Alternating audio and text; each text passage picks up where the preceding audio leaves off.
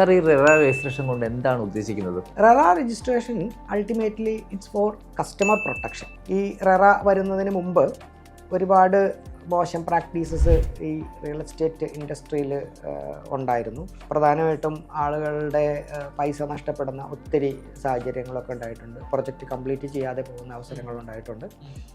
അപ്പോൾ ഇത് എല്ലാം ഒരു സെഗ്മെൻറ്റിൻ്റെ വളർച്ചയ്ക്ക് ഒരു പ്രശ്നമാകും എന്നുള്ള രീതിയിൽ വരികയും ആളുകളെ സംബന്ധിച്ച് അല്ലെങ്കിൽ ബയേഴ്സിനെ സംബന്ധിച്ച് ഇതൊരു വലിയ ചലഞ്ചായി മാറുകയും ചെയ്തു. അതായത് ഒരു ബിൽഡറുടെ ക്രെഡിബിലിറ്റി, ട്രാക്ക് റെക്കോർഡ് ഇതൊക്കെ ചെക്ക് ചെയ്യാനായിട്ട് വേറെ ഓപ്ഷൻസ് ഒന്നുമില്ല. ഈ പ്രൊജക്റ്റ് കംപ്ലീറ്റ് ചെയ്ത് എപ്പോൾ കിട്ടും അല്ലെങ്കിൽ കിട്ടിയില്ലെങ്കിൽ എന്ത് ചെയ്യണം എന്നുള്ളതിനെ സംബന്ധിച്ച് യാതൊരു ഗൈഡ് ലൈനും ഈ റെറ വരുന്നതിന് മുമ്പ് ഉണ്ടായിരുന്നില്ല.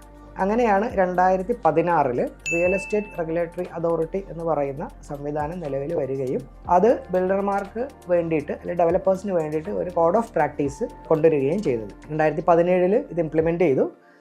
2020 കേരളവും ഇത് കേരള എന്നുള്ള പേരിൽ അഡോപ്റ്റ് ചെയ്തു. ഇത് പ്രധാനമായിട്ടും ഒരു കസ്റ്റമർ പ്രൊട്ടക്ഷൻ ആണ് എന്ന് ഞാൻ നേരത്തെ പറഞ്ഞു. ഇതിൻ്റെ ഒരു നിയമവ്യവസ്ഥ അനുസരിച്ചിട്ട് കസ്റ്റമർ അല്ലെങ്കിൽ ഒരു ക്ലയൻറ്റ് കൊടുക്കുന്ന പേയ്മെൻറ്റ്, ഒരു ഓൺഗോയിങ് പ്രൊജക്റ്റിൽ ക്ലയൻറ്റ് കൊടുക്കുന്ന പേയ്മെൻറ്റ് ഡയറക്റ്റ് ബിൽഡറുടെ അക്കൗണ്ടിലേക്ക് അല്ല പോകുന്നത്.